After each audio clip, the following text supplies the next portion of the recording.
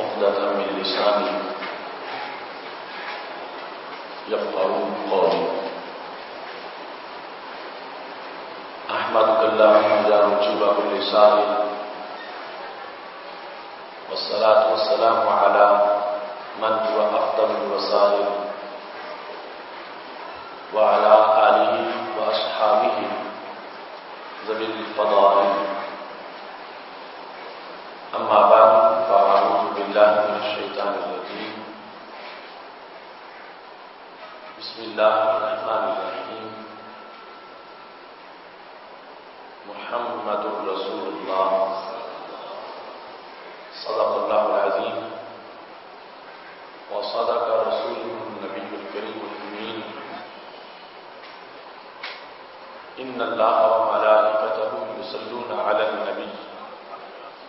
يا أيها الذين آمنوا صلوا عليه وسلموا تسليما. الصلاة والسلام عليك يا سيدي يا رسول الله، وعلى آلك وأصحابك يا حبيب الله. مولاي صل وسلم دائما أبدا على حبيبك خير الخلق كلهم، منزه عن شريك في محاسنه، فجوهر الحسن فيه غير منقسم. يا أكرم الخلق مالي من ألوذ به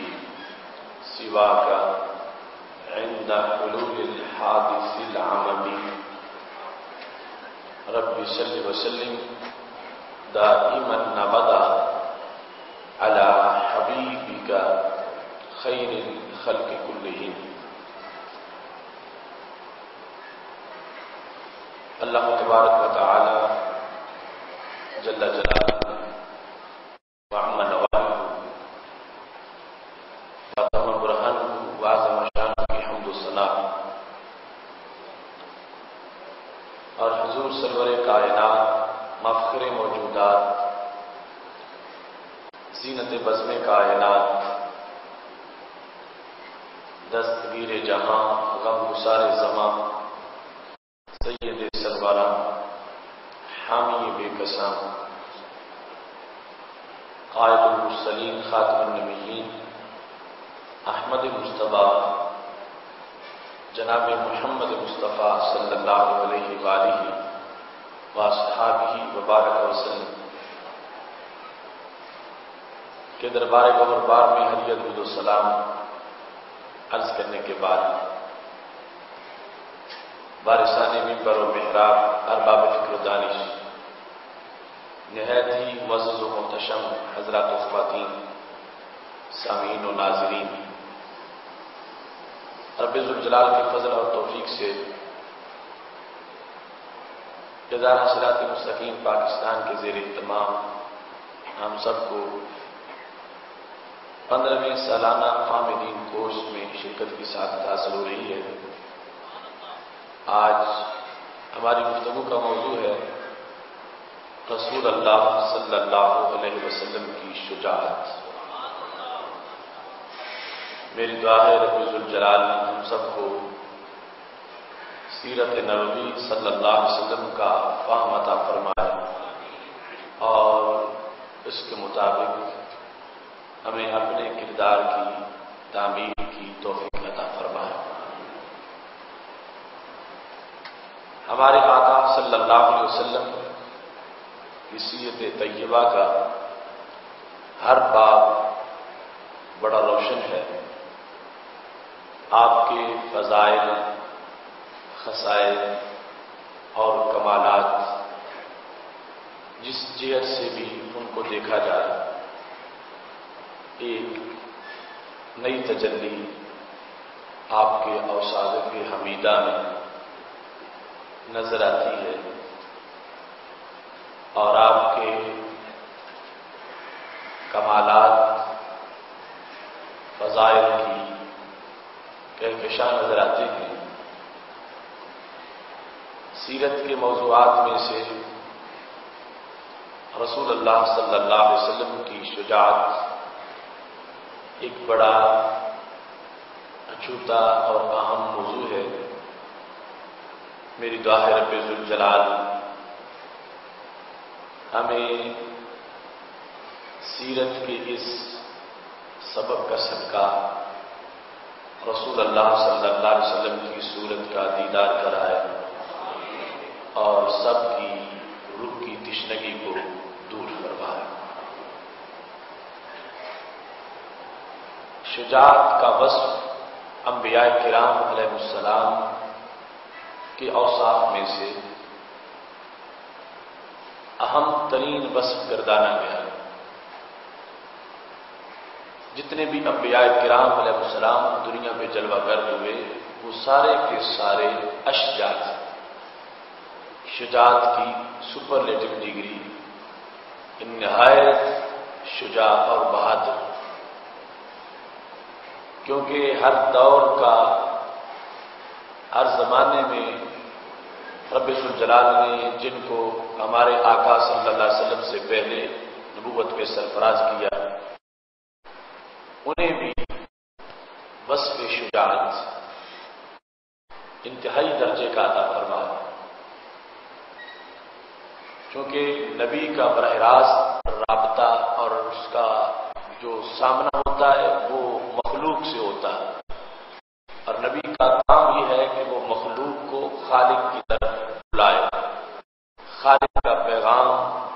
مکمل طور پر مخلوق کے سامنے پیش کرے، اور ماحول جیسا بھی ہو، حالات جیسے بھی ہوں، لوگ جتنے بھی سخت ہوں، قوم جتنی بھی بگڑی ہوئی ہو، پیغمبر کا کام ہے کہ وہ اللہ کا دیا ہوا پیغام ہو بہو بندوں کو سنائے، خواہ وہ بندے اس پیغام کو سن کر کتنے ناراض ہوں، کتنے سیخ پا ہو جائیں، کتنی عداوت کی آگ بڑھ جائے، اللہ کا نبی اللہ کے پیغام کی طرف دیکھتا ہے، لوگوں کی مخالفت کی طرف نہیں دیکھتا، اور جن حالات کا بھی سامنا کرنا پڑے اللہ کا پیغمبر ان حالات کا سامنا کر کے اپنی دعوت جو اللہ کا پیغام ہے وہ لوگوں تک پہنچاتا ہے۔ یہی نبوت کا طریقہ کار ہر دور میں رہا، یہاں تک کہ رسول اللہ صلی اللہ علیہ وسلم کی جلوہ گری اس دنیا میں ہوئی۔ تو دوسرے لفظوں میں شجاعت کا وصف انبیاء علیہ السلام کی نبوت کا محافظ وصف ہے، اور شجاعت کا وصف نبوت کا پاسبان ہے۔ اگر کسی میں حوصلہ نہیں تو وہ قوم کے سامنے اللہ کا پیغام دینے میں اگر وہ لوگوں کے لہجے کو، رویے کو دیکھ کر پیغام کا کچھ حصہ چھوڑ دے گا تو وہ اللہ کا نبی نہیں ہو سکتا، یا لوگوں کے رد عمل سے ڈر کر جو کچھ لچک پیدا کر دے گا تو وہ نبی نہیں ہو سکتا، یا لوگوں کے سامنے ایک بات کہے مگر جب لوگ ناراض ہو کر مقابلے میں آ جائیں تو پھر کہ نہیں مجھ سے غلطی ہو گئی تھی، میں نے ایسا نہیں کہنا تھا۔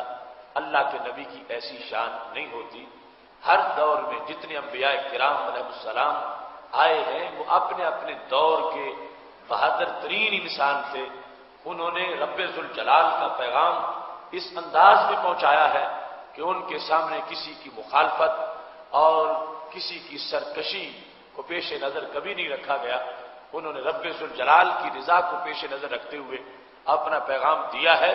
اور دینے کے بعد اپنی بات پہ ڈٹ گئے ہیں، خواہ پورے جہان نے ان کی مخالفت کی ہے،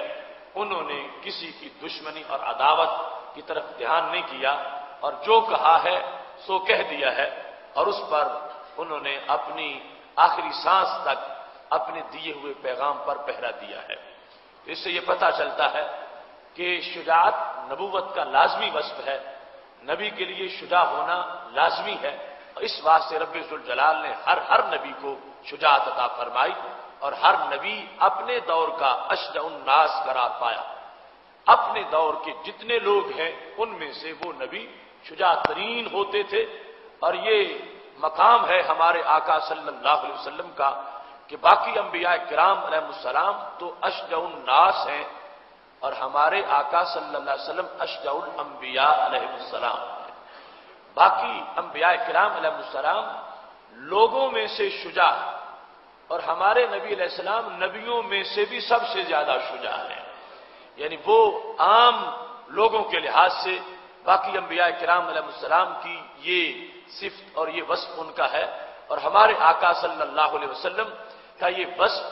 تمام انبیاء کرام علیہ السلام میں سے بھی بڑا وصف ہے۔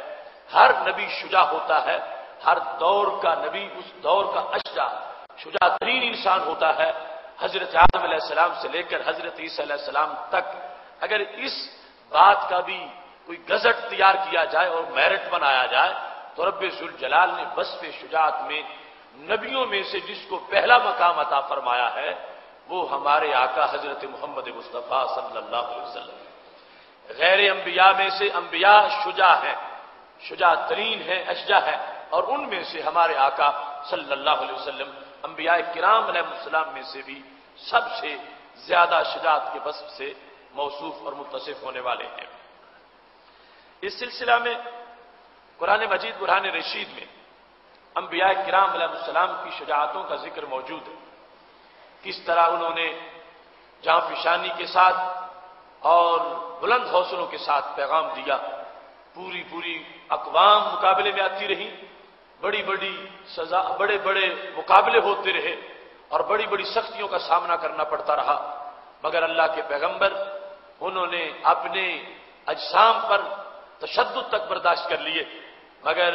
جو انہوں نے کلمہ حق بلند کیا ہے اس سے وہ کبھی باز نہیں آئے، پیچھے نہیں ہٹے، اور آخری سانس تک حق کی حمایت میں انہوں نے اپنا بھرپور کردار ادا کیا ہے۔ قرآن مجید برہان رشید میں حضرت ہود علیہ السلام کا تذکرہ موجود ہے، جس وقت انہوں نے اپنی قوم کو حق کی تبلیغ کی، حق کا پیغام دیا، قوم بڑی بگڑی ہوئی تھی اور شرک عام تھا، تو ساری قوم دھمکیاں دینے لگی اور بڑے خطرناک انجام کا حضرت ہود علیہ السلام کو وارننگ دینے لگے۔ ایسے میں حضرت ہود علیہ السلام نے جو کہا تھا، قرآن مجید برہان رشید نے اس کو ہمیشہ کی انسانیت کے لیے ایک سبق کے طور پر ان کا وہ جملہ پیش کیا۔ حضرت ہود علیہ السلام کہنے لگے، انی اشہد اللہ، میں رب ذوالجلال کو گواہ بناتا ہوں، واشہدوا، اور تم بھی گواہ ہو جاؤ، انی بریء مما تشرکون، جو تم شرک کرتے ہو میں اس سے بیزار ہوں، میں اس شرک کو ختم کرنے کے لیے آیا ہوں، میں شرک کا مقابلہ کرنے کے لیے آیا ہوں، مما تشرکون من دونہ، اللہ کو چھوڑ کر جو تم نے الہ بنا رکھے ہیں میں ان کے راستے روکنے آیا ہوں، فکیدونی جمیعا ثم لا تنظرون، یہ ہے بھرپور جملہ جو شجاعت کے اعلیٰ تقاضے پورے کرتا ہے۔ فکیدونی جمیعا ثم لا تنظرون، فرمایا تم ایک نہیں سارے میرے مقابلے میں آ جاؤ اور جو کچھ تم نے کرنا ہے وہ کر لو۔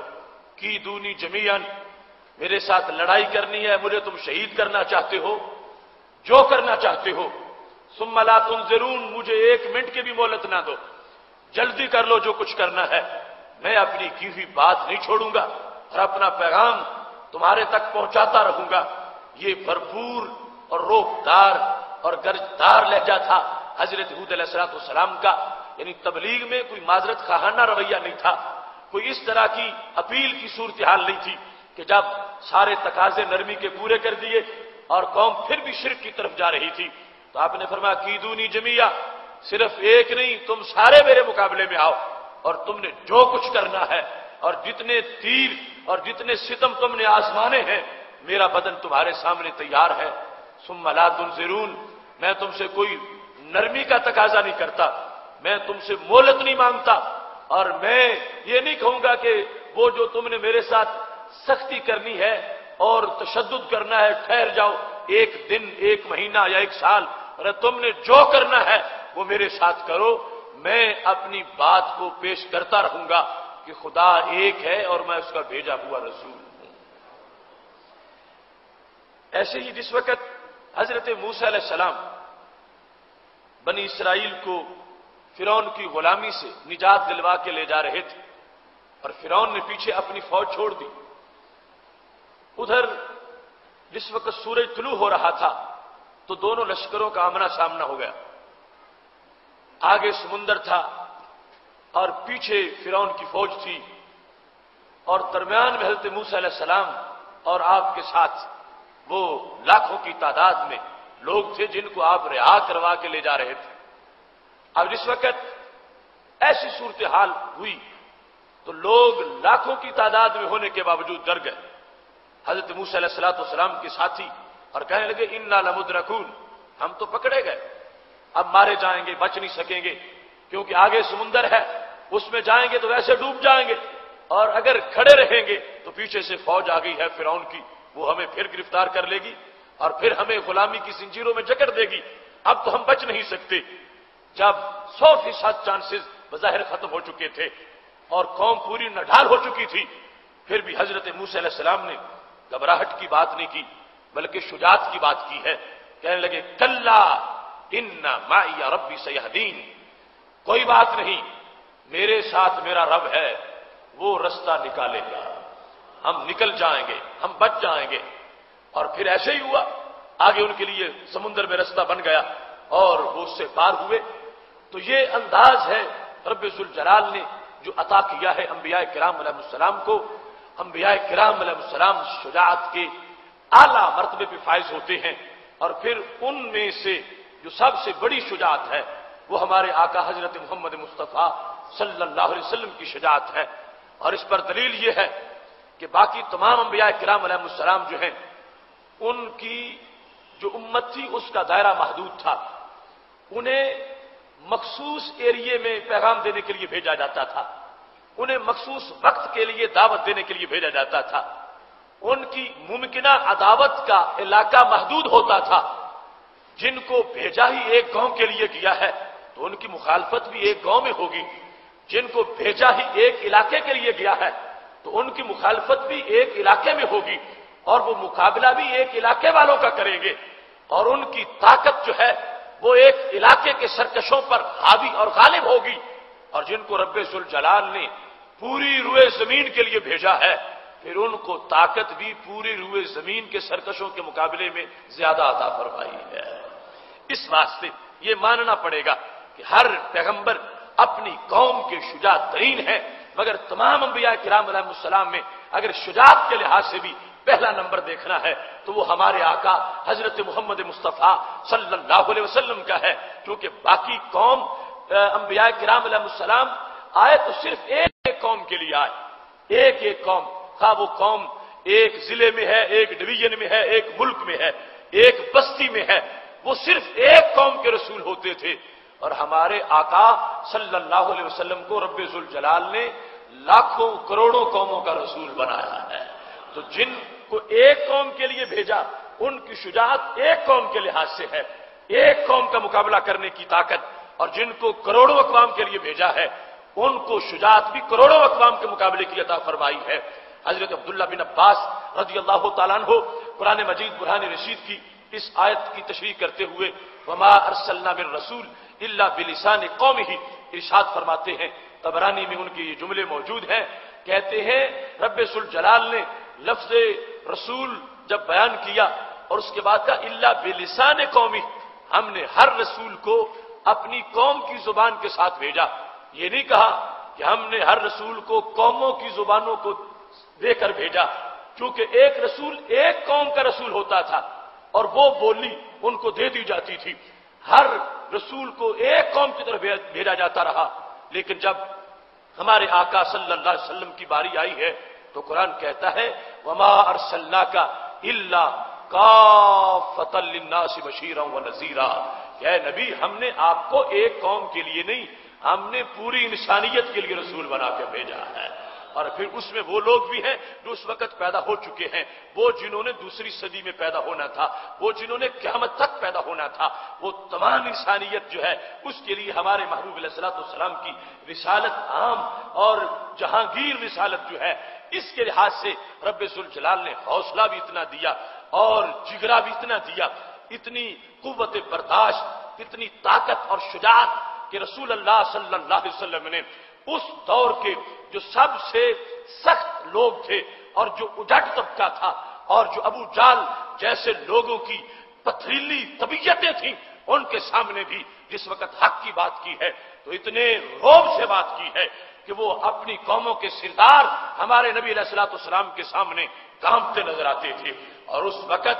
انداز جو تبلیغ کا تھا پوری روئے زمین کے لیے، اس قدر خالق کائنات جل جلالہ نے حوصلہ اور جرأت آپ کو عطا کی کہ محبوب علیہ الصلوۃ والسلام بولتے وقت یہ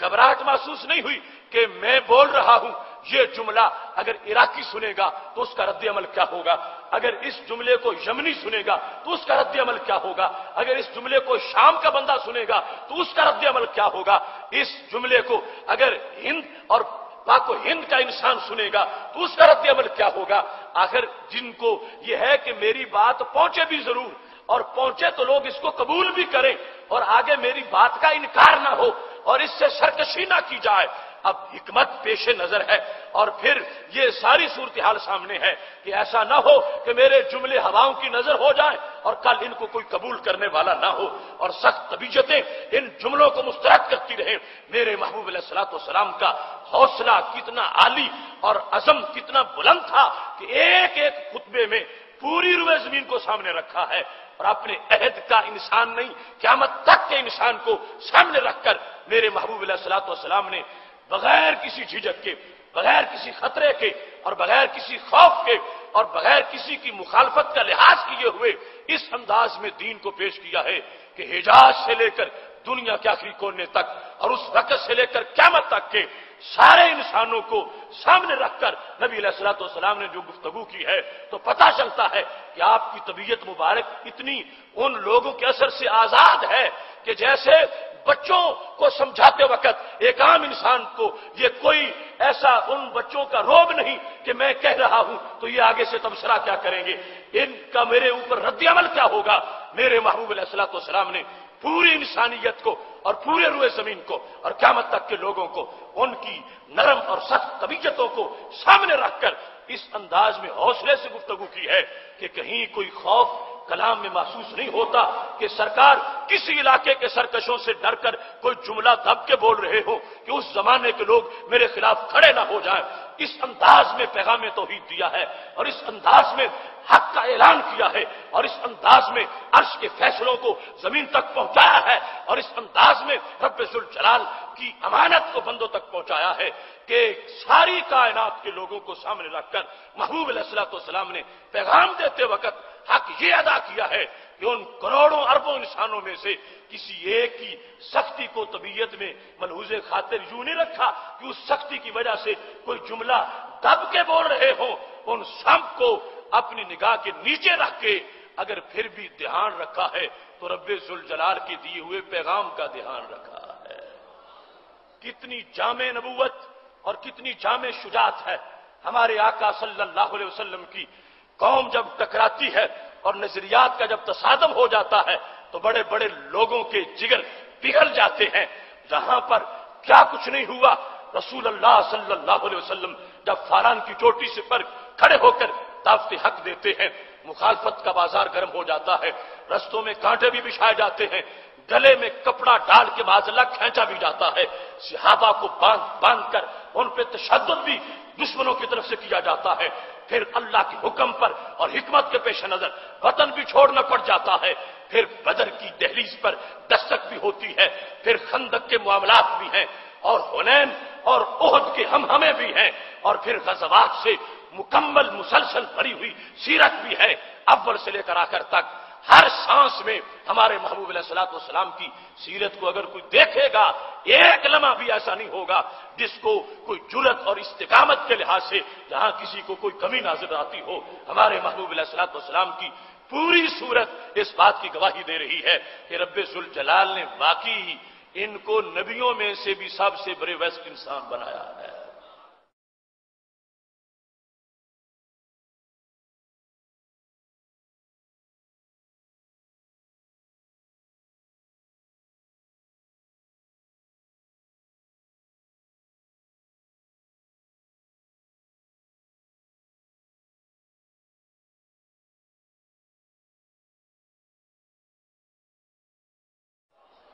سید عالم نور مجسم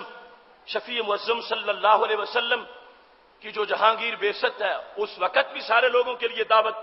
یعنی جو حجاز میں تھی اسی وقت ہند کے لیے بھی تھی وہی دعوت، عراق ایران وہی دعوت، مراکش مصر سب کے لیے، ساری کائنات کے لیے تھی۔ اور مزاج بڑے بڑے اکھڑ، طبیعتیں بڑی بڑی سخت، سب کچھ سامنے رکھا رسول اللہ صلی اللہ علیہ وسلم نے۔ اور پھر گفتگو کرتے تھے تو انداز کیا تھا؟ صحیح بخاری شریف میں ہے،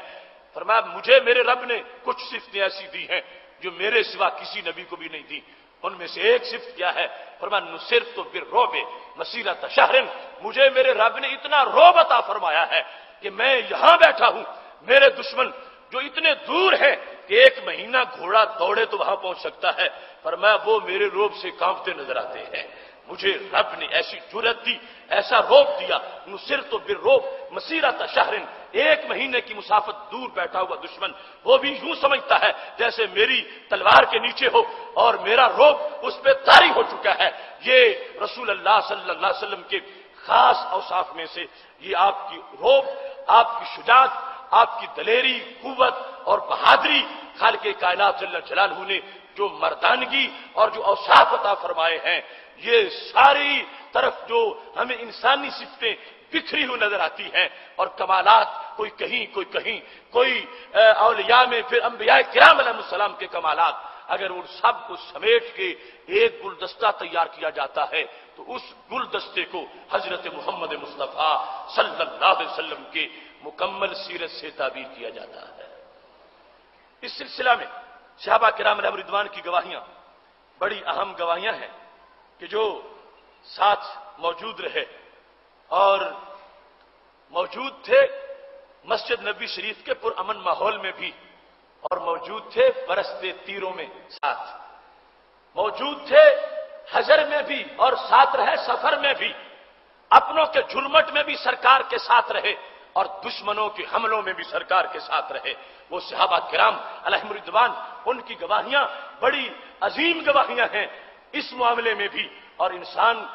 کی جو سیرت کے امتحانات ہیں اور اس کی حالت کے جو امتحانات ہیں ان میں ان چیزوں کا بڑا دخل ہے۔ اور یہ کمال ہے ہمارے محبوب علیہ الصلوۃ والسلام کا، کچھ بندے ایسے ہوتے ہیں کہ وہ صحت مند ہوں تو اچھے لگتے ہیں، بیمار ہو جائیں تو اچھے نہیں لگتے، وہ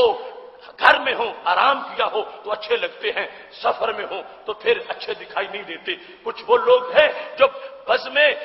دوستہ ہو تو اس میں بڑے جچے ہوئے لگتے ہیں، اور جب دشمنوں کے نرغے میں پھنسے ہوئے ہوں تو پھر اچھے نہیں لگتے۔ یہ میرے محبوب علیہ السلام کی شان ہے، اگر بدن مبارک صحت مند ہے تو پھر بھی حسن کا کوئی جواب نہیں ہے، اور اگر بیماری کا حملہ ہے تو پھر بھی چہرہ طابع کا کوئی مقابلہ نہیں کر سکتا۔ اگر گھر میں ہے تو پھر بھی ابر کرم ہے، اگر سفر میں ہے تو پھر بھی ایک اپنا انداز ہے، اگر امن کا ماحول ہے، دوستوں کی انجمن ہے، صحابہ کا ارد گرد حالہ بنا ہوا ہے تو پھر بھی اپنا ایک اطمینان ہے چہرے پر۔ اور اگر تیر برس رہے ہیں، گھوڑے دوڑ رہے ہیں، تلواریں چل رہی ہیں، دشمن ہزاروں کی تعداد میں سامنے آ گئے ہیں، پھر بھی محبوب علیہ السلام کے چہرے کا رنگ زرد نہیں ہوا، اطمینان پھر بھی باقی ہے۔ اور اس انداز میں رسول اللہ صلی اللہ علیہ وسلم کا حوصلہ، ہمت اور استقامت ہے کہ صحابہ کرام علیہ رضوان کہتے ہیں ہم میں سے جو سب سے شجاع لوگ تھے، جب جنگ کے اندر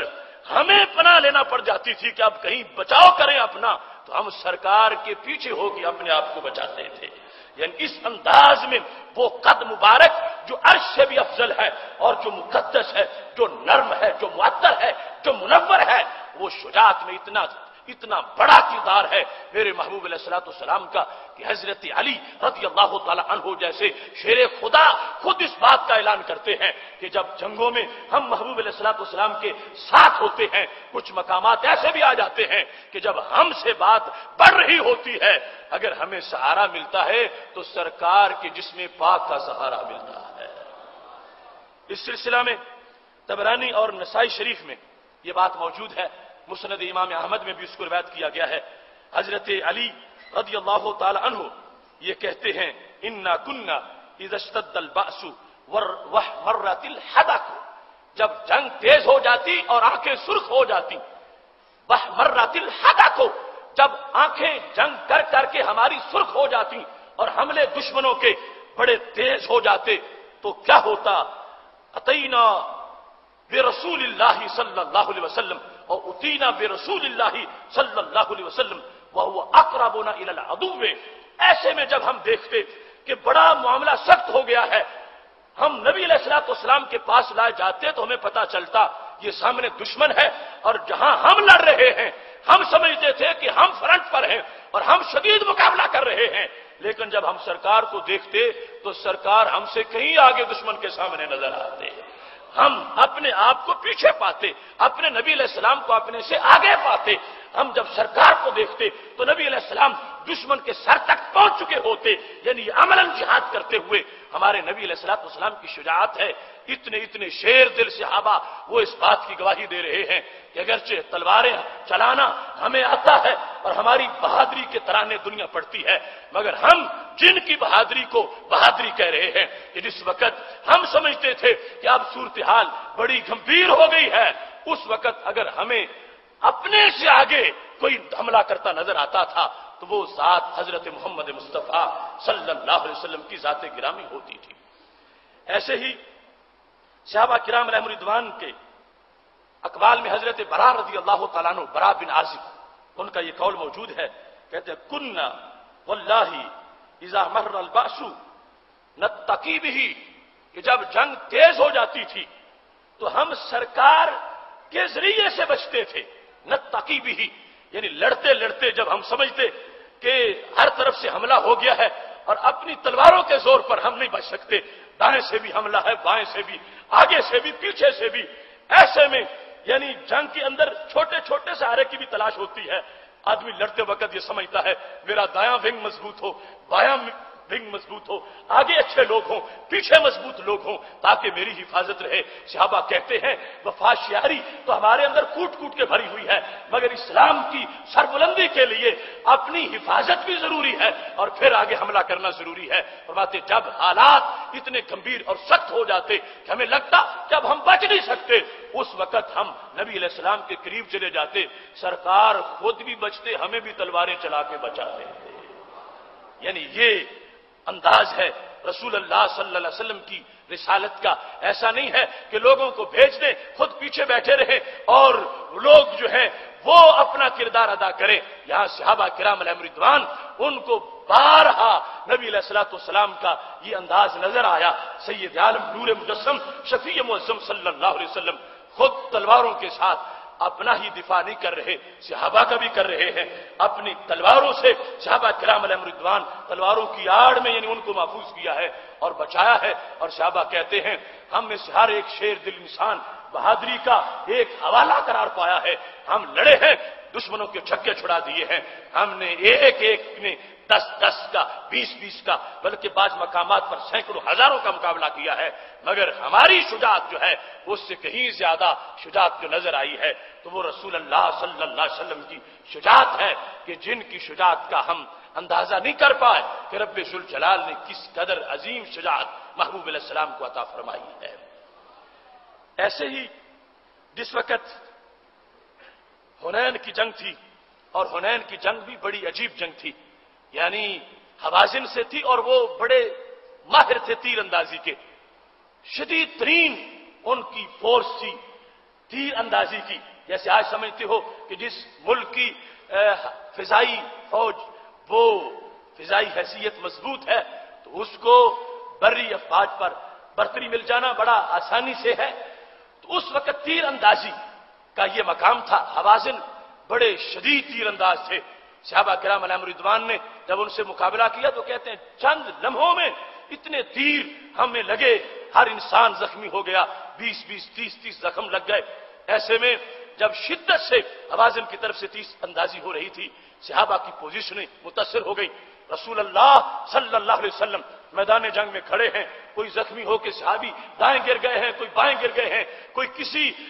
پناہ آڑ کے پیچھے ہیں. اب ادھر سے مسلسل تیر اندازی ہو رہی ہے. میرے محبوب علیہ الصلوۃ والسلام جس وقت اپنی خچر پہ تشریف فرما ہے اور اپنا خچر کو آگے بڑھانا چاہتے ہیں، حضرت ابو سفیان رضی اللہ تعالیٰ عنہ آج میدان جہاد میں نبی علیہ السلام کے خادم بن کے ساتھ کھڑے ہیں. تب سامنے سے تیر آ رہے ہیں اور صحابہ کی پوزیشنیں متاثر ہو چکی ہیں. اور شدید ترین تیر اندازی میں صحابہ زخمی ہو چکے ہیں۔ میرے محبوب علیہ السلام نے اپنی سواری کا رخ نہیں پھیرا کہ اب مقابلہ مشکل ہو گیا ہے، ساتھی نڈھال ہو گئے ہیں، ذرا پیچھے ہٹ جاؤں اور دوبارہ پھر آ جائیں گے۔ نہیں نہیں، محبوب علیہ السلام نے جب سواری کو ایڑی لگائی اور دشمن کی طرف بڑھایا، حضرت ابو سفیان نے سواری کی لگام کو پکڑا، کہنے لگے یا رسول اللہ صلی اللہ علیہ وسلم تھوڑا سا ٹھہر جاؤ، ساتھی تو اکٹھے ہو جائیں، سامنے فوج کتنی ہے، آپ اکیلے کس طرح اپنی سواری کو ان کی طرف بڑھا رہے ہو، خطرات بہت زیادہ ہیں، تیر کتنی تیزی سے آ رہے ہیں۔ تو میرے محبوب علیہ السلام کی جرأت کا جواب کیا تھا؟ فرمایا پیچھے ہٹ جاؤ، انا النبی لا کذب انا ابن عبد المطلب، میں نبی ہوں، میں کوئی جھوٹا نہیں ہوں، میں عبد المطلب کا بیٹا ہوں، میں اکیلا جاؤں گا اور ان کافروں کے لیے میں اکیلا کافی ہوں۔ سید عالم نور مجسم شفیع معظم صلی اللہ علیہ وسلم کی یعنی یہ پریکٹیکلی شجاعت، جس میں جنگوں کے اندر رسول اللہ صلی اللہ علیہ وسلم اس انداز میں آگے بڑھے ہیں، اور یہ صورتحال پاک محبوب علیہ الصلوۃ والسلام کی جسامت کی طاقت کے لحاظ سے بھی ہے، اور جو نبوت کی طاقت ہے، روحانی طاقت ہے، اس کے لحاظ سے بھی ہے۔ سید عالم نور مجسم شفیع معظم صلی اللہ علیہ وسلم کا پاک کردار اور شجاعت کا جو حوالہ ہے، ایک ایک صحابی اس کو جنگ میں دیکھتے ہیں اور بیان کرتے ہیں۔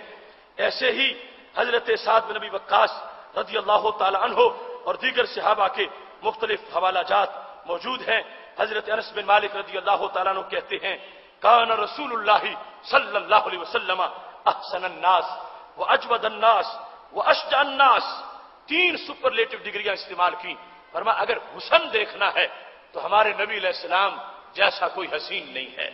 احسن الناس، سارے لوگوں میں سے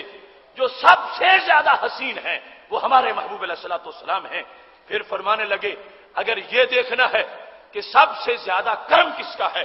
سب سے زیادہ لوگوں کی جھولیوں کو بھرتا کون ہے، سب سے زیادہ جود کس کا ہے، فیضان کس کا ہے، سب سے زیادہ عطا کون کرتا ہے، فرمایا دنیا کے حاتم ان کے دروازوں کے سامنے ان کی کوئی حیثیت نظر نہیں آتی۔ ہمارے محبوب علیہ الصلوۃ والسلام وہ ہیں جن کو رب ذوالجلال نے ہر سخی سے بڑا سخی بنایا ہے، ہر جبار سے بڑا جبار بنایا ہے، ہر عطا کرنے والے سے بڑا عطا کرنے والا بنایا ہے۔ پوری تاریخ انسانیت میں کوئی انسان اتنا بڑا سخی نہیں تھا جتنا بڑا سخاوت کا مقام رب ذوالجلال نے ہمارے نبی علیہ السلام کو عطا فرمایا ہے۔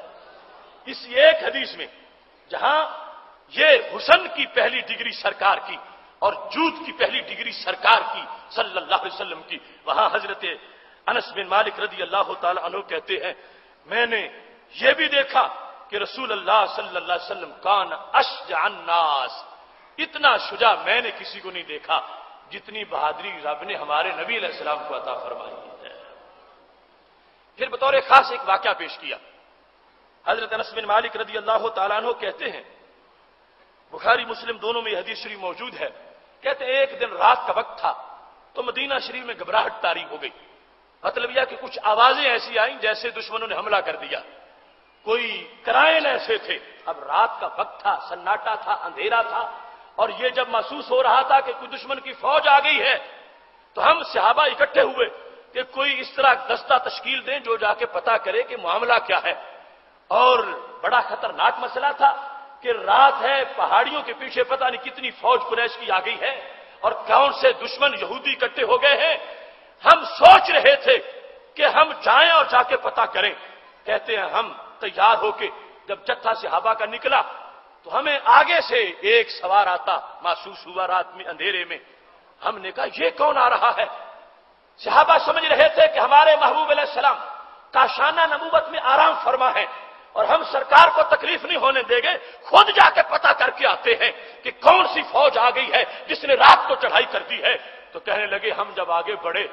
تو وہ عرشوں کے مہمان حضرت محمد مصطفیٰ صلی اللہ علیہ وسلم اس خطرے کی طرف سے پتہ کر کے اور واپس آ رہے تھے، اور سواری پہ گھوڑے پہ زین بھی نہیں ڈالی ہوئی تھی، تلوار گلے میں لٹکائی ہوئی تھی۔ وہ پیغمبر حضرت محمد مصطفیٰ صلی اللہ علیہ وسلم فرمانے لگے میرے صحابہ میں سارا کچھ دیکھ کے آ گیا ہوں، پتہ کر کے آ گیا ہوں، تم گھر آرام سے جا کے سو جاؤ، کوئی خطرہ نہیں ہے، بالکل امن ہے اور بالکل آرام ہے۔ اب دیکھو جس وقت رات کے سناٹے میں اتنے کثیر فوج کی آمد کے خطرات کی گھنٹیاں بج رہی ہوں اور صحابہ بڑے محتاط طریقے سے آگے بڑھ کے پتہ کرنا چاہتے ہیں، مگر صحابہ کی سوچ سے بھی اگلا مقام ہے۔ حالانکہ اس میں کوئی مسئلہ نہیں تھا، محبوب علیہ الصلوۃ والسلام جہاں بیٹھے ہیں فرش پہ بیٹھ کے عرش کی خبریں دے سکتے ہیں، تو کیا اگلے حالات جو ہیں ان کی خبر نہیں دے سکتے کہ باہر مدینہ شریف میں 2 کلومیٹر پر یا 5 کلومیٹر پر یا 10 کلومیٹر پر یہ کیا ہو رہا ہے، آوازیں کیا آ رہی ہیں؟ لیکن اس مقام پر سیرت نگار لکھتے ہیں سرکار خبر دے دیتے، کوئی کباہت نہیں تھی اور کوئی بوجھ بھی نہیں تھا، کوئی کمی بھی نہیں تھی، لیکن سنت بھی تو بنانا تھا کہ کل قیامت تک میری امت میں پیچھے قائدین بھی آئیں گے، امت کے لیڈر بھی ہوں گے اور امت کے کارکن بھی ہوں گے اور امت پر ایسے حالات بھی آئیں گے، تو اس وقت یہ جو میں سنت بناؤں گا وہ کل امت کا طریقہ بن جائے گا۔ امت کو میرے اسباق میں سے ایک سبق جب یہ ملے گا کہ اندھیری رات میں گھر سے اٹھنا ہے، مسجد میں مصلی پہ جا کے تہجد پڑھنی ہے، وہاں میری امت کو میری یہ سنت بھی نظر آئے گی کہ اندھیری رات میں نکلنا ہے تلوار لے کر اور جا کے اسلام کی سلطنت پہ پہرا دینا ہے اور مسلم امہ کے وقار کے لیے جا کے کھڑے ہو جانا ہے۔ سنت دینی تھی اپنی امت کو، اس لیے وضاحت کر رہا ہوں کیونکہ وہ کمینی سوچ بھی ہمارے ماحول میں موجود ہے جو فوراً کہہ سکتے ہیں تم تو کہتے ہو کہ ان کو ساری باتوں کا علم ہوتا ہے، تو پھر جا کے پتہ کرنے کی ضرورت کیا تھی؟ جا کے پتہ کرنے کا سبب یہ سیرت نگار بیان کر رہے ہیں کہ تاکہ امت کو سنت مل جائے کہ ہمارے محبوب علیہ السلام کی درخشاں سیرت میں یہ سنت بھی موجود ہے۔ محتشم سامعین حضرات، رسول اللہ صلی اللہ علیہ وسلم کی شجاعت، اس کے لحاظ سے یہ بات بڑی اہم بات ہے کہ سید عالم نور مجسم شفیع معظم صلی اللہ علیہ وسلم نے احد کے میدان میں جس انداز میں دشمن کا مقابلہ کیا اور جس انداز میں رسول اللہ صلی اللہ علیہ وسلم کا جو باعث ثبات ہے اس کا کردار تھا، یہ بھی ایک تاریخ کا روشن باب ہے۔ اب ان مختصر سے اس تبصرے میں یہ بات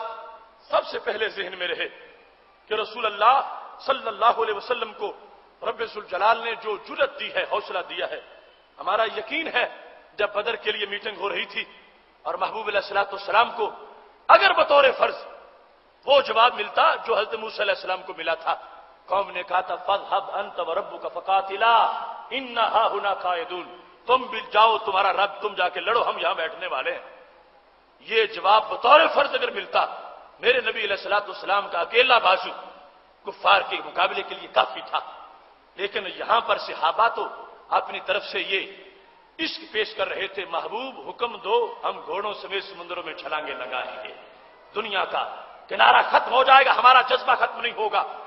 اس میں سید عالم نور مجسم شفیع معظم صلی اللہ علیہ وسلم کی اپنی شجاعت اور اس کے ساتھ جو جسمانی طاقت ہے، ایک روحانی طاقت کہ اکیلا زور بازو پوری کائنات کے لیے کافی ہے، اور جسمانی طاقت اس انداز کی وہ جسمانی طاقت ہے کہ بخاری شریف میں صحابہ کا یہ قول موجود ہے، صحیح بخاری میں فرماتے ہیں کننا نتحدث انہ اوتیہ قوت 30، ہم آپس میں جب باتیں کرتے تھے نبی علیہ السلام کے معاملات کو دیکھ کر کہ ہم اکیلے یہ کرتے ہیں، سرکار اکیلے یہ کر لیتے ہیں، ہم اتنے مل کے یہ کرتے ہیں، سرکار تنہا اتنا کام کر لیتے ہیں، کہتے ہم آپس میں گفتگو کرتے ہوئے کہتے تھے نبی علیہ السلام کو رب نے 30 مردوں کی طاقت عطا فرمائی ہے، 30 قوت 30 مردوں کی۔ یہ صحابہ کا ایک تبصرہ ہے، اور پھر دوسری جگہ یہ بات موجود ہے ترمذی شریف میں، دیگر ماخذ میں موجود ہے 40، اور پھر یہ قید ہے کل رجل من رجال اہل الجنہ، دنیا کے 40 مرد کی نہیں، جنت کے 40 مردوں کی، جنت کے 40 مردوں کی طاقت صحابہ کہتے ہیں نبی علیہ الصلوۃ والسلام میں موجود ہے۔ اور پھر آگے وہ ترمذی شریف میں یہ بات موجود ہے ان قوت رجل من اہل الجنہ کمئات رجل، جنت کا ایک مرد جو ہے وہ اتنی طاقت رکھتا ہے جتنا دنیا کے 100 مردوں میں طاقت موجود ہوتی ہے۔ تو اس بنیاد پر صحابہ کرام علیہم رضوان جب نبی علیہ السلام کی نعت بیٹھے پڑھ رہے ہیں اور فضائل بیان کر رہے ہیں تو بتا رہے ہیں لوگوں، اللہ نے ہمارے نبی علیہ السلام کو دنیاوی 4000 مردوں کی طاقت عطا فرمائی ہے۔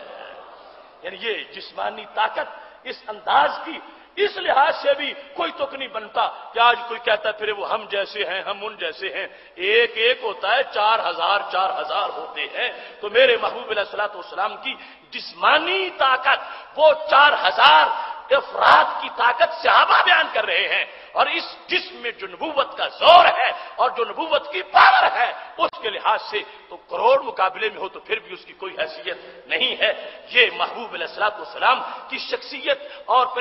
جو آپ کے شخصیت کے انداز ہیں وہ کبھی کسی صفت کا اظہار ہوتا ہے، کبھی کوئی صفت پردے میں محجوب ہوتی ہے۔ اگر وہ محبوب علیہ الصلوۃ والسلام اپنا صرف جلوہ ہی ظاہر کر دیں، قرطبی کہتے ہیں لم یظہر تمام حسن ہی صلی اللہ علیہ وسلم الا لما طاقت اعین الصحابہ نظر الیہ، اگر نبی علیہ الصلوۃ والسلام بے پردہ چہرہ کر لیتے دنیا میں تو کوئی بندہ لڑ تو کیا سکتا، دیکھ بھی نہیں سکتا تھا۔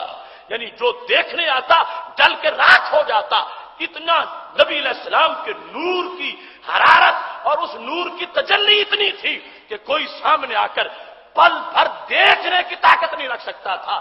کھڑا کیسے ہو سکتا تھا؟ یہ تو حسن محجوب تھا۔ ایک پردہ اٹھا تھا جس میں حضرت صدیق اکبر بھی تڑپتے ہیں، رومی بھی تڑپتے ہیں، جامی بھی تڑپتے ہیں، بوسیری بھی تڑپتے ہیں۔ اس واسطے یہ جو 4000 کا قول ہے وہ ایک انداز ہے، ورنہ میرے محبوب علیہ الصلوۃ والسلام کا رخ زیبا بے حجاب ہو جائے، ہاتھ اٹھانے کی ضرورت نہیں، چہرے کے جلوے کا مقابلہ بھی دنیا نہیں کر سکتی۔ محتشم سامعین حضرات، اب سید عالم نور مجسم شفیع معظم صلی اللہ علیہ وسلم کے یہ جو دونوں انداز ہیں ان کی گواہیاں ہمارے پاس موجود ہیں۔ بخاری شریف میں یہ حدیث شریف بھی موجود ہے کہ حضرت عائشہ صدیقہ رضی اللہ تعالی عنہ سے کہا گیا هل كان رسول اللہ صلی اللہ علیہ وسلم یختص من الایام شیئا، کیا ایسا ہے کہ رسول اللہ صلی اللہ علیہ وسلم ایام میں سے بعض ایام کو بعض عبادات کے ساتھ خاص کرتے تھے؟ ایسا ہوتا ہے؟ حضرت عائشہ صدیقہ رضی اللہ تعالی عنہا جو انیسہ جان ہیں ہمارے محبوب علیہ السلام کی رفیقہ حیات ہیں اور جو مجتہدہ امت ہیں اور امت کی استاذ ہیں اور نبی علیہ السلام کی سنت امت تک پہنچانے والی ہیں، اب صحابہ کرام علیہم رضوان پوچھنا چاہتے ہیں کہ گھر کے اندر جو نبی علیہ السلام کا وقت گزرتا ہے اس کے کچھ وظیفے ہیں، کچھ میں کچھ عبادتیں ہیں، کچھ ریاضتیں ہیں، ہم باہر ہوتے ہیں، ہمیں ان کا پتہ نہیں ہے، تو ہم یہ سمجھنا چاہتے ہیں کہ کیا نبی علیہ السلام روزانہ ایک ہی طرح کا معمول رکھتے ہیں یا کچھ دنوں کا فرق ہوتا ہے؟ مثلا روزانہ کے نوافل ایک طرح کے ہوتے ہیں، یا جمعرات کو نوافل زیادہ پڑھتے ہیں، یا بدھ کو نوافل زیادہ پڑھتے ہیں؟ روزانہ تہجد کا ایک انداز ہوتا ہے یا کسی دن نوافل زیادہ ہوتے ہیں، تلاوت قرآن زیادہ ہوتی ہے؟ کہتے ہیں جب ہم نے حضرت عائشہ صدیقہ رضی اللہ تعالی عنہا سے یہ پوچھا تو انہوں نے فرمایا لا کان عملہ دیمہ، نبی علیہ السلام نے جو کیا ہے ہمیشہ فرمایا ہے۔ یہ نہیں ہے کہ ایک دن تو 100 رکعت پڑھ دے اور دوسرے دن چھٹی کر لے، نہیں، فرمایا دیمہ، جو دوام دیا ہے، اپنے معمولات کو دوام دیا ہے۔ اور پھر ساتھ جملہ جو بولا، یہ جملہ اس عظیم ماں کا ہے جس نے قیامت تک اپنے بیٹوں کے عقیدے صحیح کر دیے ہیں۔ فرمانے لگی تم نے مجھ سے پوچھ تو لیا ہے اور میں نے تمہیں بتا بھی دیا ہے، لیکن تم وہ نہیں کر سکتے جو نبی علیہ السلام کر لیتے ہیں۔ ایکم یطیقو ما کان رسول اللہ صلی اللہ علیہ وسلم یطیقو، فرمایا جو طاقت ہمارے نبی علیہ السلام کی ہے وہ طاقت تم میں سے کسی کی بھی نہیں ہے۔ سرکار نبھا سکتے ہیں، سرکار پورا اتر سکتے ہیں، وہ جو شروع کریں تو روزانہ اس کو دوام دے سکتے ہیں۔ تم نہ پوچھو، تم وہ نہیں کہہ سکو گے جو نبی علیہ السلام کرتے ہیں، چونکہ ایک دن کی بات نہیں، اس میں گرمی ہے، سردی ہے، سفر ہے، حضر ہے، بیماری ہے، صحت ہے، مختلف حالات ہیں، تم پورے نہیں اتر سکو گے۔ کیوں؟ فرمایا تجھے رب نے وہ طاقت نہیں عطا کی جو رب نے ہمارے نبی علیہ السلام کو طاقت عطا فرمائی ہے۔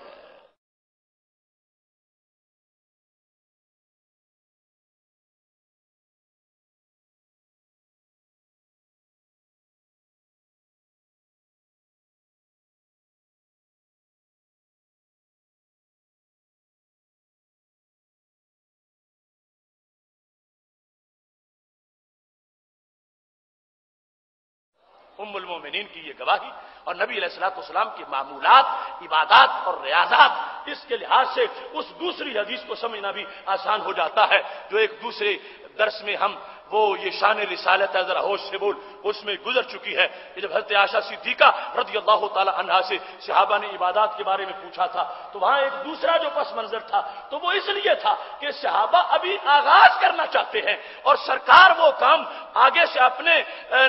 رویے میں معمول میں جاری رکھے ہوئے ہیں، جس نے ابھی شروع کرنا ہے اس کو یہ پتہ نہیں کہ اس کو نبھانا کتنا مشکل ہے، اس کو مکمل کرنا کتنا مشکل ہے۔ تو یہاں پر حضرت عائشہ صدیقہ رضی اللہ تعالی عنہا کہنے لگی میرے محبوب علیہ الصلوۃ والسلام برابر کا عمل کرتے ہیں اور دوام سے کرتے ہیں اور مسلسل کرتے ہیں، اور تم ایسا جو سرکار دو عالم وسلم کا عمل ہے اس لیول پر تم نہیں آ سکتے۔ کیوں نہیں آ سکتے؟ فرمایا یطیق ایکم یطیق ما کان رسول اللہ صلی اللہ علیہ وسلم یطیق، فرمایا جو طاقتیں رب نے نبی علیہ السلام کو دی ہیں وہ کسی کو عطا نہیں کی۔ یہ ام المومنین ہماری عظیم امی بتا رہی ہیں کہ کبھی بھی میرے محبوب کے ساتھ برابری نہ کرنا، اللہ نے ان کو طاقت میں بھی بے مثال پیدا فرمایا ہے۔ کون ہے تم میں سے وہ جو طاقت رکھے جتنی طاقت نبی علیہ الصلوۃ والسلام کی ہے؟ حضرت عائشہ صدیقہ رضی اللہ تعالی عنہا نے اس مضمون کو بڑے اچھے طریقے سے امت تک پہنچا دیا۔ دوسرے نمبر پر معاملات ایسے تھے چونکہ محبوب علیہ الصلوۃ والسلام کو ہر وصف میں کمال حاصل تھا اور اتنا درد تھا کہ کوئی بندہ جہنم میں نہ جائے۔ کوئی کہتا ہے محبوب یہ کرو کنکریاں کلمہ پڑھیں، فرمایا ٹھیک ہے آ جاؤ پڑھوا لیتے ہیں، کیا تم نے پوچھنا ہے؟ کوئی کہتا ہے وہ جو درخت کھڑا ہے وہ اگر گواہی دے تو میں مان جاؤں گا، فرمایا ٹھیک ہے اس کو بلا لیتے ہیں وہ گواہی دے دے گا۔ کوئی کہتا ہے یہ میں نے گو کا شکار کیا، اسے کہو یہ آپ کی رسالت کی گواہی دے، فرمایا ٹھیک ہے اس کو کہتے ہیں یہ بول پڑے گی۔ ایسا ہوتا رہا۔ ایک شخص کا نام تھا رکانہ، وہ نبی علیہ الصلوۃ والسلام سے جب ملاقات ہوئی شفا میں یہ حدیث شریف موجود ہے، کانا رکانہ اشد اہل وقت ہی، اپنے زمانے کا وہ رستم سے بڑا پہلوان تھا اور بہت زیادہ پاور اس کی مانی جاتی تھی اور کشتی کا بڑا ماہر تھا۔ رسول اللہ صلی اللہ علیہ وسلم نے دعوت اسلام دی، دعو الی الاسلام، رکانہ تم بھی کلمہ پڑھو، اتنا اچھا بدن جہنم میں نہیں جانا چاہیے، جنتی بن جاؤ۔ اب رکانہ جاہلیت میں ہے، اپنی طاقت کے نشے میں ہے اور بڑا ان کو اپنے فن پر فخر اور گھمنڈ ہے۔ کہنے لگے تم مجھے کلمہ پڑھانا چاہتے ہو تو میری شرط پوری کرو، میں کلمہ پڑھ لوں گا۔ محبوب علیہ الصلوۃ والسلام نے فرمایا کیا شرط؟ کہنے لگا میں کشتی کرتا ہوں میرے ساتھ کشتی کرو، تو کشتی کر کے اگر مجھے گرا لو تو میں آپ کا کلمہ پڑھ لوں گا۔ چونکہ نبی تو اعلیٰ ہوتا ہے ہر وصف میں، تو اس میں بھی آپ کو اعلیٰ ہونا چاہیے۔ کشتی کا فن مجھے آتا ہے، طاقت میری تسلیم شدہ ہے، تو تم میرے ساتھ کشتی کرو، اگر مجھے گرا لیا تو میں آپ کا کلمہ پڑھ لوں گا۔ میرے محبوب علیہ الصلوۃ والسلام نے یہاں بھی رحمت کا اظہار کیا کہ اگر میرے اس کے ساتھ کشتی لڑنے سے یہ جنتی بن جاتا ہے تو مجھے ضرور اسے جنتی بنانا چاہیے۔ میرے نبی علیہ السلام نے یہ نہیں فرمایا کہ یہ تم کیا میرے ساتھ باتیں کر رہے ہو، کہاں کشتیاں اور کہاں نبوت کے کام، یہ بات مجھ سے نہ کرو۔ فرمایا نہیں ٹھیک ہے تم چاہتے ہو تو میں تیار ہوں، آ جاؤ۔ کشتی کرتے ہیں۔ شفا شریف میں ہے سارا رسول اللہ صلی اللہ علیہ وسلم نے سارا رکانہ کشتی کی اور پل بھر میں اس کو الٹا کر دیا۔ وہ جس کو اپنے فن پر بڑا گھمنڈ تھا، ناز تھا کہ میرا کوئی مقابلہ نہیں کر سکتا، اس نے اس کو فوراً رسول اللہ صلی اللہ علیہ وسلم نے شکست دے دی۔ اب جب شکست ہوئی تو اس نے کہا نہیں ابھی میں سنبھلا نہیں تھا پوری طرح اور آپ نے جلدی مجھے حملہ کر دیا ہے، میں اپنے فن کا اظہار نہیں کر سکا، دوبارہ میرے ساتھ کرو، اب میں اپنے پورے داؤ پیچ استعمال کروں گا۔ محبوب علیہ السلام نے فرمایا ٹھیک ہے دوبارہ کرتا ہوں۔ جس وقت دوبارہ ہوا رسول اللہ صلی اللہ علیہ وسلم نے پھر بھی پل بھر میں اس کو چت کر دیا، الٹا کر دیا اور شکست دے دی۔ اس نے کہا نہیں ابھی بھی میں نہیں آزما سکا اپنی طاقت کو، پھر بھی میری کچھ طاقت پیچھے رہ گئی ہے، تیسری بار بھی کرو۔ سید عالم نور مجسم شفیع معظم صلی اللہ علیہ وسلم نے تیسری بار جس وقت کشتی فرمائی ہے پھر بھی اس کو چت کر دیا۔ 3 بار وہ جو عرب کا بہت بڑا پہلوان تھا اور اس نے نبی علیہ السلام کی جسمانی طاقت کو آزمانا چاہا تھا، میرے محبوب علیہ الصلوۃ والسلام نے 3 بار اس کو بچھاڑ دیا اور سید عالم نور مجسم شفیع معظم صلی اللہ علیہ وسلم نے ان کو شکست دی ہے۔ محبوب علیہ الصلوۃ والسلام کے اس عمل کی وجہ سے بالآخر حضرت رکانہ پہ اثر ہو گیا کہ خالق کائنات جل جلالہ نے فتح مکہ والے دن ان کو دولت اسلام سے مالا مال فرما دیا، اور رب ذوالجلال نے ان کو یہ شان دی کہ وہ بھی جہنم سے نکل کر جنت میں داخل ہو گئے۔ تو یہ میرے محبوب علیہ الصلوۃ والسلام کی طاقت، شجاعت اور جسمانی پاور ہے کہ جس انداز سے بھی اس کو دیکھا جاتا ہے، رب ذوالجلال نے ہر انسان کے مقابلے میں آپ کی عظمتیں بالکل واضح فرمائی ہیں۔ یہ وہ ہے نا صورتحال جس میں ہم کہتے ہیں کہ ان کی مثل کوئی نہیں۔ صحابہ کرام علیہم رضوان کہتے ہیں کہ رسول اللہ صلی اللہ علیہ وسلم بیٹھے ہوتے تھے، اگر چل رہے ہیں 5-5 فٹ کے لوگوں کے درمیان تو آپ کا قد اونچا نظر آتا ہے، اگر چل رہے ہیں 10-10 فٹ کے لوگوں کے درمیان تو پھر بھی آپ کا قد ان سے اونچا نظر آتا ہے۔ ویسے درمیانی قامت ہے، درمیانی قامت ہے، درمیانہ قد ہے، لیکن جس طرح کی صورتحال ہوتی ہے اللہ کو منظور یہ ہے کہ یہ سر دوسرے سروں سے اونچا نظر آئے، وہ خود بخود اونچا ہوتا ہے اور خود بخود ایک طاقت ہوتی ہے۔ صحابہ کرام علیہم رضوان کہتے ہیں، حضرت ابو ہریرہ رضی اللہ تعالی عنہ کہنے لگے، ما رأیت احدا اسرع من رسول اللہ صلی اللہ علیہ وسلم فی مشیہ، میں نے چلنے میں بڑے بڑے تیز انسان دیکھے ہیں، مگر خدا کی قسم میں نے سرکار دو عالم صلی اللہ علیہ وسلم جتنا تیز چلتا ہوا کوئی بندہ نہیں دیکھا۔ سرکار چلنے میں بھی اتنی جسمانی طاقت رکھتے ہیں کہ انما الارض تطوی لہ، لگتا تھا کہ اللہ زمین کو نیچے سے سمیٹ دیتا ہے۔ سرکار ایک قدم رکھ کے دوسرا رکھنا چاہتے ہیں، زمین سمٹ جاتی ہے، وہ ساری دنیا پیچھے رہ جاتی ہے، نبی علیہ الصلوۃ والسلام آگے بڑھ جاتے ہیں۔ اور یہ بھی ایک انداز ہے، ورنہ نبوت کی جو پاور ہے تو تیرے لیے 2-4 قدم عرش بری ہے، وہ انداز ہے رسول اللہ صلی اللہ علیہ وسلم کی جسمانی طاقت کا کہ خالق کائنات جل جلالہ نے اس میں مختلف طرق کی عظمتیں عطا فرمائی ہیں۔ یہاں تک رسول اللہ صلی اللہ علیہ وسلم ارشاد فرماتے ہیں، حضرت انس بن مالک رضی اللہ تعالیٰ عنہ روایت کرتے ہیں، یہ شجاعت کا ایک پورا نصاب ہے۔ کیسا ماحول تھا، کتنی دشمنی تھی، عرب بھرا ہوا تھا دشمنوں سے، مکہ شریف میں آتش فشاں موجود تھے جب نبی علیہ الصلوۃ والسلام کہہ رہے تھے لوگوں خدا ایک ہے، میں اس کا رسول ہوں۔ اس بستی میں جب ہر گھر شرک سے بھرا ہوا ہے الا ماشاء اللہ، وہاں پر کھڑے ہو کر یہ بات کرنا، پھر ڈٹ جانا، برقرار رہنا اور 13 سال وہاں گزارنا اعلان کر کے بھی یہ کوئی معمولی سی بات نہیں ہے۔ اس ماحول میں میرے محبوب علیہ الصلوۃ والسلام کی جرأت اور شجاعت کو اگر سمجھنا ہے تو حضرت انس بن مالک یہ کہتے ہیں، قال رسول اللہ صلی اللہ علیہ وسلم لقد اوذیت فی اللہ وما یؤذی احد، فرمایا جتنی مجھے اللہ کے راستے میں اذیت دی گئی ہے اتنی دنیا میں کسی کو اذیت نہیں دی گئی۔ دیکھو نا، پیکر ہے عرش سے پیارا، عرش سے مقدس، اور بتا رہے ہیں اس لیے کہ امت کل پھولوں کی سیج پر سونے کی عادی نہ بن جائے، فرمایا میں عرش سے مقدس جسم رکھنے والا ہوں۔ لقد اوذیت فی اللہ، مجھے اللہ کے معاملے میں، اللہ کے راستے میں اتنا ستایا گیا ہے، اتنی تکلیفیں دی گئی ہیں، اتنی اذیتیں دی گئی ہیں کہ پوری تاریخ انسانیت میں کسی انسان کو اتنی اذیتیں نہیں دی گئیں۔ اور پھر فرمایا وَأُخِفْتُ فِي اللَّهِ وَمَا يُخَافُ أَحَدٌ، مجھے راہ حق میں لوگوں نے اتنا ڈرانے کی کوشش کی ہے اور اتنا دبانے کی کوشش کی ہے، اتنا کسی انسان کو دبانے کی کوشش نہیں کی گئی۔ ادھر سے کوششیں انتہائی درجے کی ہوتی رہیں کہ میں رک جاؤں، میں تھم جاؤں اور میں چھوڑ دوں۔ فرمایا یہ مجھے رب نے کردار دیا ہے، سب سے سخت مقابلہ میرا ہوا ہے اور اللہ نے سب سے بڑی کامیابی بھی مجھے عطا فرمائی ہے۔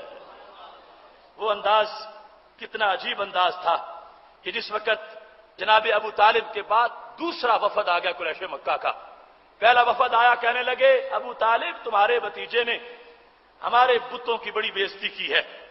اور ہمیں وہ گالیاں دیتے ہیں، ان ابن اخی کا قد سب آلہتنا، ہمارے بتوں کو وہ گالیاں دیتے ہیں، وہ آبا دیننا، اور ہمارے دین کو برا بھلا کہتے ہیں، وصف احلامنا، ہم عقل مند ہیں ہمیں وہ بے وقوف کہتے ہیں، وَضَلَّلَ آبَانَا، اور ہمارے باپ دادا کو وہ گمراہ کہتے ہیں۔ تو ابو طالب اپنے بھتیجے کو کچھ سمجھاؤ، ہم نہیں برداشت کریں گے، آخر ہمارے خدا ہیں، وہ ان کو گالیاں دیتے ہیں، ہمیں بے وقوف کہتے ہیں، ہمارے باپ دادا کو گمراہ کہتے ہیں، ہمارے دین کو جھوٹا دین کہتے ہیں، کون برداشت کرے گا ایسی باتوں کو؟ ابو طالب آپ کی وجہ سے اب تک ہم نے کوئی ایکشن نہیں لیا، لیکن یہ دم وارننگ ہے، روک لو ان کو یا پھر درمیان سے ہٹ جاؤ، ہم خود روک کے دکھائیں گے، ہم ان کی تقریروں کو، ان کی تبلیغوں کو بند کر دیں گے۔ جناب ابو طالب نے ان کو بھیج دیا واپس اور کہا نرم رویہ اختیار کرتے ہوئے کہ ٹھیک ہے دیکھوں گا کوشش کروں گا، اس طرح کی باتوں میں ٹال کے ان کو بھیج دیا۔ نبی علیہ الصلوۃ والسلام اپنا مورال بلند رکھے ہوئے،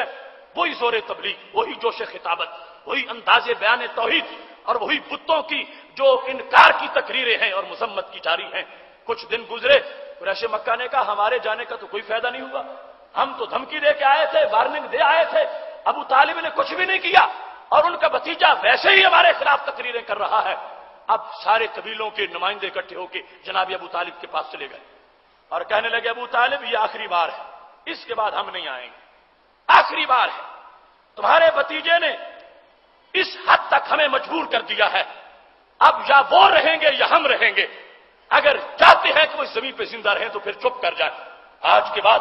یہ تقریریں توحید کی مت کریں اور ہمارے بتوں کے خلاف مت بولیں، ہمارے دین کو مت جھٹلائیں، ورنہ اب اس زمین پہ وہ نہیں رہ سکیں گے۔ جب تند و تیز جملے جناب ابو طالب کے دوستوں نے آگے کہہ دیے جو کہ مشرکین مکہ میں موجود تھے، کہنے لگا اب روکو، یہ آخری بار ہے، اس کے بعد ہم نہیں آئیں گے اور ہم خود روکیں گے۔ اس وقت جناب ابو طالب نے بالآخر سوچا اور رسول اللہ صلی اللہ علیہ وسلم کو بلایا، کہنے لگے یبن اخی، اے میرے بھتیجے، ان قومک قد جاؤنی، آپ کی قوم میرے پاس آئی ہے، یہ قریش مکہ، اور فقالوا لی کذا و کذا، یہ باتیں وہ کر کے گئے، اب کہ علیہ وعلی نفسہ کا بھتیجے خود بھی جی اور مجھے بھی جینے دے، اب کہ علیہ وعلی نفسہ کا کوئی گزارا کر بھتیجے، اب کیسے رہ سکیں گے، ہر قوم کا سردار آ کے دروازے پہ مجھے دھمکی دے کے چلا گیا ہے، مجھے لا تحملنی من الامر ما لا اطیقو، بھتیجے مجھ پہ وہ بوجھ نہ ڈال جو میں اٹھا نہیں سکتا، تمہارے ابا جی تمہاری ولادت سے پہلے دنیا سے چلے گئے اور میں تمہاری خدمت میں لگا رہا، اب مجھ پہ تم بوجھ جو ڈال رہے ہو یہ مجھ سے نہیں اٹھایا جا سکتا، سارے اکٹھے ہو کے آ گئے ہیں اور وہ اگر آپ نہیں رکو گے تو آپ کو چھوڑیں گے نہیں، آپ اس زمین پہ زندہ نہیں رہنے دیں گے، تو کچھ نرمی کرو، یہ باتیں چھوڑ دو اور خود بھی زندہ رہو، مجھے بھی زندہ رہنے دو، تمہارا بوڑھا چچا ہوں، مجھ پہ وہ بوجھ مت ڈالو جو مجھ سے اٹھایا نہیں جا سکتا۔ سیرت ابن ہشام میں یہ جملے جناب ابو طالب کے موجود ہیں، جب رسول اللہ صلی اللہ علیہ وسلم کو بلا کر معذوری ظاہر کر دی کہ آج تک بڑا مقابلہ کیا میں نے تمہارے دشمنوں کا اور قریب نہیں آنے دیا، مگر اب بات پانی سر سے گزرتا جا رہا ہے اور میں آپ کو یہ کہہ دینا چاہتا ہوں اب میرے بس میں نہیں رہا، میں اب کچھ نہیں کر سکوں گا، اس واسطے آپ اپنا طرز عمل تبدیل کر لیں۔ جس وقت یہ بات جناب ابو طالب نے کہی تو نبی علیہ السلام نے یہ نہیں کہا کہ چچا ٹھیک ہے ایک دن سوچتا ہوں پھر بتاؤں گا، یا مجھے 1 گھنٹہ دے دو میں سوچ کے بتاتا ہوں کہ میں نے کیا کرنا ہے، یا کوئی یہ کہتے ہیں کہ چچا نہیں ضرور آپ میرے ساتھ ضرور رہیں اور وہ جو کرتے ہیں ان کو چھوڑیں۔ میرے محبوب علیہ السلام کی شجاعت دیکھیں، کتنے پرعزم لہجے میں یہ جملہ بولا تھا، یا عم، اے میرے چچا، لو وضع الشمس فی یمینی والقمر فی یساری الا ان اترک هذا الامر حتى یظہرہ اللہ او اہلک فیہ ما ترکتہ، اے میرے چچا، اگر یہ لوگ جو تمہارے پاس آئے تھے اتنی طاقت رکھیں کہ سورج کو اتار کے میرے دائیں ہاتھ پہ رکھ دیں اور چاند کو اتار کے میرے بائیں ہاتھ پہ رکھ دیں اور کہیں چپ کرو ورنہ یہ بوجھ تمہیں اٹھانا پڑے گا، میرے چچے یاد رکھو میں پھر بھی توحید کی بات کروں گا، میں پھر بھی دین پھیلاؤں گا، یہاں تک کہ یا تو دین ظاہر ہو جائے گا یا پھر رب مجھے شہادت عطا فرما دے گا۔ کتنے گمبھیر حالات تھے، چچا ہے اور وہ بھی معذوری پہ جب پہنچ گئے، میرے محبوب علیہ السلام کی آنکھوں میں آنسو آ گئے اور چچا میں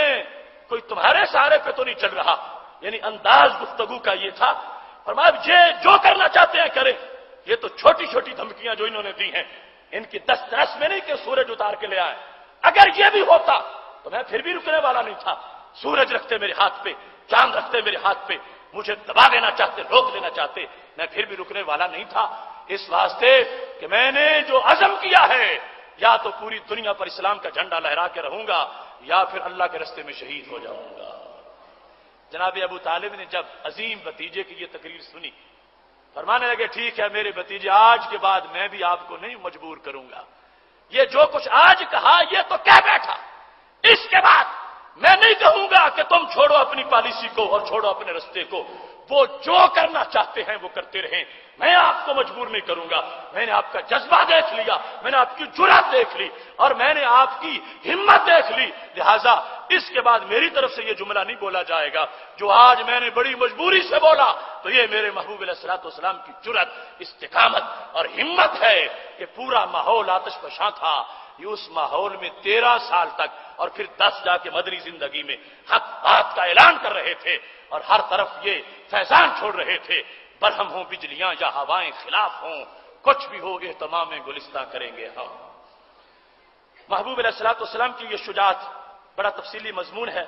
اپنی بات بس ایک بات کر کے اس کو ختم کرنا چاہتا ہوں۔ ابو جہل کی دشمنی طے شدہ تھی، اور اس کی چدراہٹ اور اس کا جو روب تھا وہ ایک طے شدہ حقیقت تھی۔ سیرت ابن ہشام میں یہ بھی موجود ہے کہ ایک اراشی نامی آدمی مکہ شریف میں آیا، آؤٹ سائڈر تھا، اس نے اونٹ بیچے ابو جہل کے سامنے۔ ابو جہل نے اونٹ تو خرید لیے مگر پیسے نہ دیے، وعدہ کیا دوں گا، وہ بندہ پھر پیسے لینے آیا، ابو جہل اکڑ گیا۔ اب میرے محبوب علیہ الصلوۃ والسلام مکہ شریف میں خانہ کعبہ کے پاس بیٹھے ہیں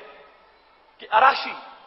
خانہ کعبہ کے پاس چلا گیا، وہاں قریش کی بیٹھکیں تھیں، کہنے لگا کوئی میرے ساتھ تعاون کرو، اجنبی بندہ ہوں، یہ جو ابو حکم ہے اس نے میرے پیسے دینے ہیں اور پیسے نہیں دے رہا۔ اب وہ سارے جو ہیں جتنے بھی چودھری ہیں ابو جہل کے چیلے ہیں، کوئی طاقت نہیں رکھتا کہ ابو جہل کو کہے کہ فلاں بندے کے پیسے دو، تو انہوں نے مذاق سے کہا وہ سامنے جو بیٹھا اسے جا کے کہو وہ تمہیں ابو جہل سے پیسے لے کے دے سکتا۔ سامنے وہ بیٹھے تھے جو سارے رسولوں کے قائد حضرت محمد مصطفیٰ صلی اللہ علیہ وسلم۔ اراشی اجنبی بندہ ہے، اسے کوئی پتہ نہیں یہ کون ہے، وہ سیریس انداز میں سمجھتے ہوئے کہ باقی یہ بندہ جو یہ سارے متفق ہیں اس پر، یہ مجھے پیسے لے کے دے گا، تو چلا گیا محبوب علیہ الصلوۃ والسلام کے پاس، جا کے کہتا ہے قد سألت هؤلاء القوم عن رجل يؤذيني، میں نے ان لوگوں سے کہا ہے کہ ایک بندہ مجھے تکلیف دے رہا ہے، پیسے نہیں دیتا، اس سے پیسے لے کر دو۔ اشاروا لی الیکا، ان سب نے تمہاری طرف اشارہ کیا کہ ان کے پاس جاؤ، یہ تجھے پیسے لے دے سکتے ہیں۔ اب دیکھو نبی علیہ السلام کی شجاعت بھی دیکھو اور خدمت خلق کا جذبہ بھی دیکھو، اور ایک جو پاور ہے حق کی وہ جہاں استعمال ہونی چاہیے اس کا طریقہ بھی دیکھو۔ میرے محبوب علیہ السلام کہہ سکتے تھے وہ بندے تو پتہ نہیں تجھے میں کلمہ پڑھانے کے لیے آیا ہوں، میں کوئی ابو جہل جیسے جو بگوڑے ہیں ان سے کوئی ڈیفالٹر لوگ ہیں قرضے واپس کروانے نہیں آیا، یہ تمہارا اپنا معاملہ ہے، تم نے خود بیچی ہے، یہ اس کی برادری بیٹھی ہے، جا کے لے لو۔ نہیں، فرمایا جسے کسی نے میرے در پہ بھیجا ہے، اگرچہ دشمنوں نے بھیجا ہے مگر لب واہیں آنکھیں بند ہیں، پھیلی ہیں جھولیاں، کتنے مزے کی بھیک تیرے پاک در کی ہے، اور میرے کریم سے گر قطرہ کسی نے مانگا، دریا بہا دیے ہیں، دربے بہا دیے ہیں۔ کیا ہوا؟ عجیب جذبہ ہے اور عجیب شجاعت ہے۔ میرے محبوب علیہ الصلوۃ والسلام سے کہنے لگے ان طلق کے لیے ہے، اراشی نے کہا چلو میرے ساتھ تشریف لے چلو، ابو جہل سے کہو تو صحیح۔ فقام معه رسول اللہ صلی اللہ علیہ وسلم، نبی علیہ السلام نے سوچا ہی نہیں کہ وہ اجاڈ کتنا ہے، اکھڑ مزاج ہے، بڑا کھڑ پینچ ہے اور بکواس کرتا ہے، تو میں کیوں خواہ کسی کے لیے جا کے اس سے جھگڑوں، وہ آگے پتہ نہیں کیا بولے گا۔ نہیں، جب اجنبی نے کہا چلو، نبی علیہ السلام نے کہا ٹھیک ہے چلو چلتے ہیں، ابو جہل سے مانگتے ہیں پیسے، دے گا تجھے، کیوں نہیں دیتا۔ جرأت دیکھو، محبوب علیہ الصلوۃ والسلام جس وقت چل پڑے، اور یہ جو بیٹھے تھے حرم کے پاس ڈیرے پہ وہ قریش، انہوں نے ایک اپنا نمائندہ ساتھ پیچھے پیچھے بھیجا مذاق کے لیے۔ دیکھو اب بنتا کیا ہے، یہ جا کے ابو جہل کے سامنے بولیں گے ہی نہیں،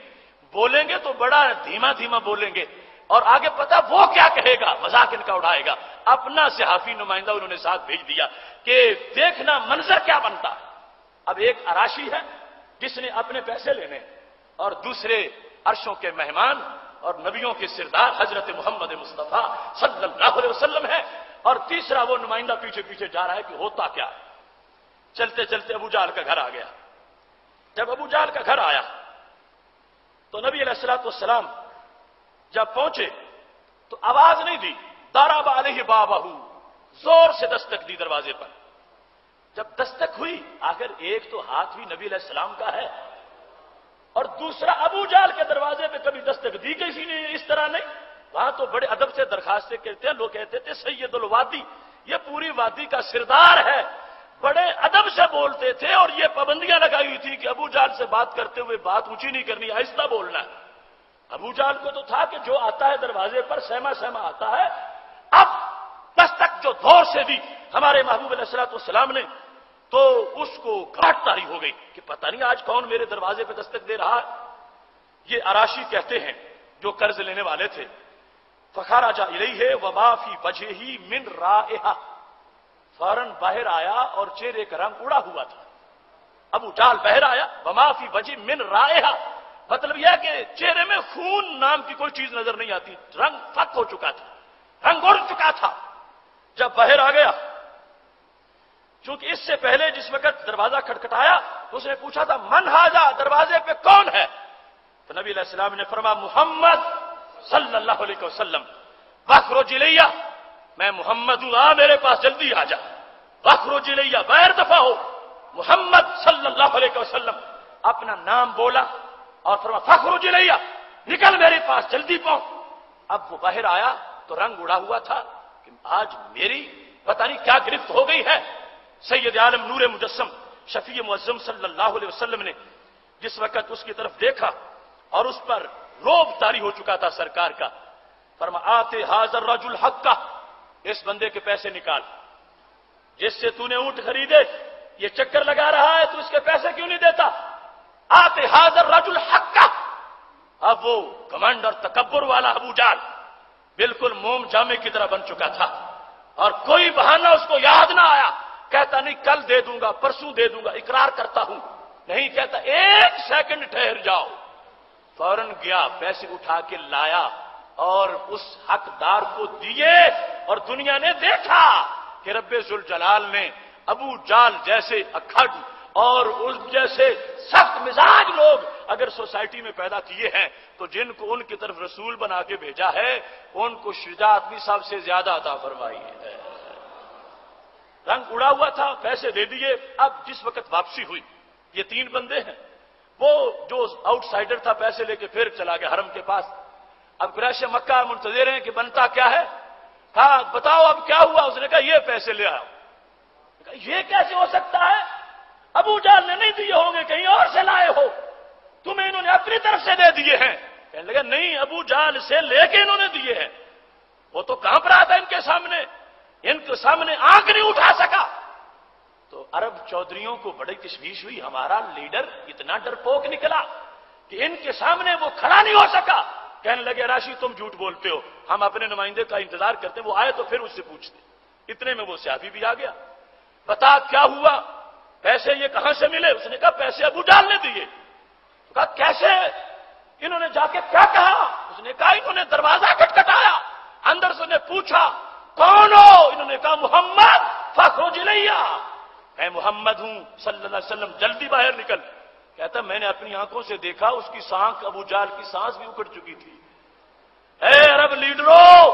تم جس گرو گھنٹال کے زیر سایہ بیٹھے ہو اور جس کو تم نے اپنا قائد بنایا ہوا ہے وہ تو اتنا بزدل ہے. حضرت محمد مصطفیٰ صلی اللہ علیہ وسلم اتنے نڈر ہیں اور اتنے بہادر اور شجاع ہیں. ابو جہل کا تو ان کے سامنے رنگ ہی اٹھ گیا تھا. یہ انداز ہے میرے محبوب علیہ الصلوۃ والسلام کی شجاعت کا کہ رب ذوالجلال نے ان کو شجاعت میں بھی پہلا نمبر عطا فرمایا ہے. میری دعا ہے رب ذوالجلال ہمیں آپ کی سیرت مطہرہ پہ عمل کرنے کی توفیق عطا فرمائے.